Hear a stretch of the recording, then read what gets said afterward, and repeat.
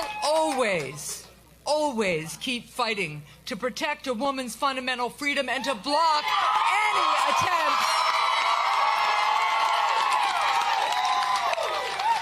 any attempts to ban abortion nationwide. We'll make Michigan a leader, a place where every person is respected and protected under the law, a place where women make their own decisions. Tonight, you, the good people of Pennsylvania, you won. Opportunity won. A woman's right to choose won.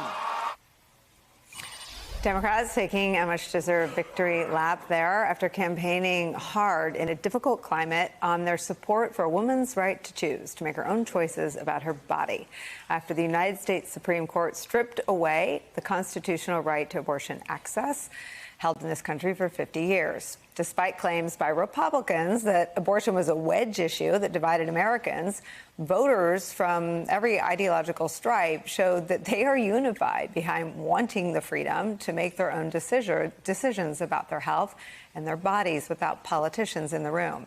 In every ballot amendment contest on abortion, including in deep red states like Montana and Kentucky, supporters of abortion rights and freedom won. Voters' anger around the issue of abortion helped secure major Democratic wins on a night that every historical indicator suggests should have benefited Republicans, and bigly.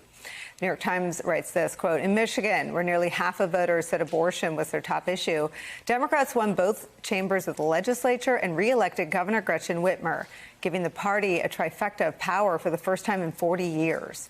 As our next guest, Michigan State Senator Mallory McMorrow puts it, quote, State House, State Senate, Governor. Hate did not win. Joining us now is Mallory McMorrow. So you were confident when we last talked ahead of these elections. What did you feel that maybe you didn't want to say before, but that was affirmed in this week's results? You know, you always want to be cautiously optimistic so you don't stop working. But on the ground for months now, the energy hasn't died down. And the more volunteers I talked to, even in some of our toughest districts around the state, people kept telling me, this feels like 2018 again. This feels like 2018 again. And that was huge. That meant we were on the right track. That meant that people stayed engaged and they were going to come with us all the way through the finish line. And what, you brought our attention back to the campaign that Governor Whitmer had run ahead of the election, and she really had a pretty stunning and decisive victory there. What, as we sort of start looking at the lessons, what can the country and Democrats and maybe even some Republicans learn from the campaign she waged? I think we as a team in Michigan worked together. The governor got reelected with an incredibly healthy margin. She performed better than she did in 2018. And we flipped the state Senate for the first time in my entire lifetime. Michigan is now a blue trifecta state heading into 2024, which is something that's only happened 4 times in the past 100 years, believe it or not. And I want to go back to your last segment because this really came down to character and quality of candidates. I think abortion and Dobbs was a perfect example of women were set to lose a right that we've had for 50 years. And when we're coming out of the past 2 years of just nonstop chaos, that felt like the last straw to a lot of people. So the attitude that I think so many, particularly women, were carrying forward is, who is the person I want in the trenches with me? Who is going to lead us out of chaos, not back into more chaos? People want to move on from 2020. People want to maintain our fundamental rights. And that's something that Governor Whitmer did early. And it's also something we did with every single candidate on the ballot to really diverge from the politics of hate and fear and chaos. And it worked. You are one of the best people at going right in to the wedge culture attacks that the Republicans want to wage against the Democratic Party.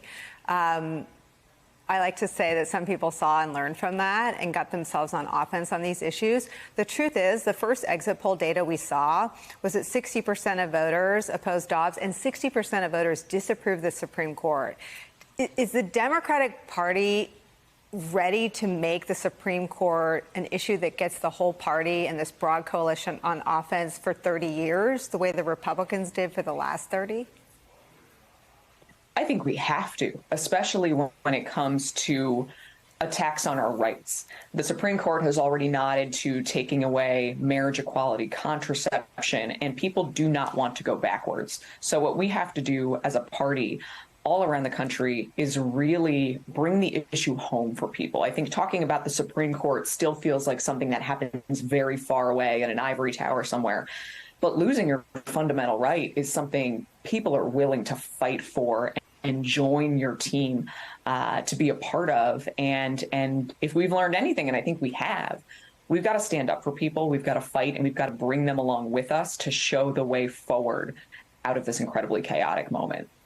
You and I talked right before the election, and I had heard from a source in Michigan and a candidate in Pennsylvania that something turned in that last week, that the last week felt much better than the 2 weeks before that. Do you know what that was? Have you kind of gone back and figured that out? It did. It really did feel hopeful. And it was something that for those of us in places like Michigan, and I'm sure my counterparts in Pennsylvania too, it almost felt like we haven't known this feeling in a long time. And I think it's the push of the get out the vote time period, where at that point, you're not really thinking about strategy anymore. You're just going and you're getting out there and you're talking to people and you're holding rallies, and the mood was celebratory. It felt very much like the Women's March did right after Donald Trump got elected, where, I expected the worst, but people who attended women's marches all around the country left those events feeling hopeful, like we found our people and we found how powerful we are. And that's what it felt like on the ground in the last week here in Michigan. It felt really good. Governor Whitmer, yourself, President Obama made clear that voters didn't have to choose between living in a democracy and having their freedom and caring about inflation. Governor Whitmer ran one of the tightest messages tying reproductive freedoms to economic opportunity. And the whole idea that democracy was this luxury issue when you have high inflation was something that I think some of the best candidates this cycle on the Democratic side made clear was a false choice. It was a construct from the right. And it was sort of knocked down. What is the lesson then, as we sort of continue to, I think, have an electorate that's uneasy and anxious about the cost of things?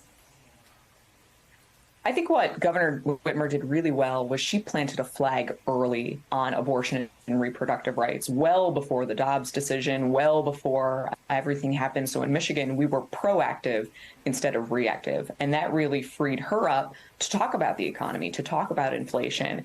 And what she did and Democrats have done in places where we've been successful is acknowledging that these are issues. Don't run away from them. But at the same time that Republicans were acknowledging inflation and then blaming trans kids who want to play sports, Democrats were saying, hey, it's a tough time right now, but Governor Whitmer talked about the record investment in education, in getting kids back on track after going through a pandemic and learning loss, about expanding access to child care. And it really resonated with voters. Again, it's who do you want in the trenches with you? That it's a hard time right now.